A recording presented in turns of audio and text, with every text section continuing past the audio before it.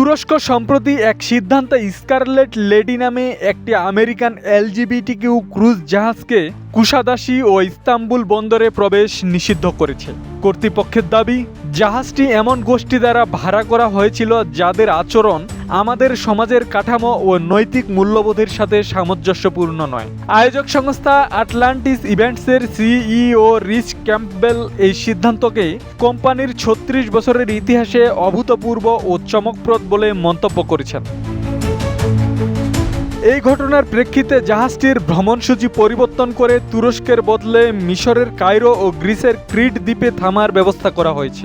জাহাজটি গ্রিস থেকে যাত্রা করে জুলাইয়ের ৭ তারিখে কুশাদাসি এবং পরবর্তী সময় ইস্তাম্বুল বন্দরে থামার কথা ছিল, কিন্তু অনুমতি বাতিল হওয়ায় জাহাজটি তাদের ভ্রমণপথ পরিবর্তন করতে বাধ্য হয়। ক্রুজটিতে প্রায় ১৯০০ যাত্রী ছিলেন, যার মধ্যে ১১০০ জন যুক্তরাষ্ট্রের নাগরিক। এতে অংশ নেওয়ার কথা ছিল ব্রডওয়ে অভিনেত্রী প্যাটি লুপেনেরও। তিনি এ ঘটনায় হতবাক ও ক্ষুব্ধ বলে জানিয়েছেন।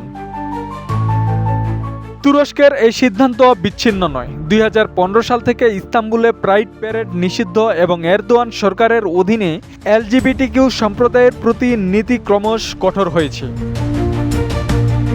আব্দুস সালাম, প্রজন্ম ২৪।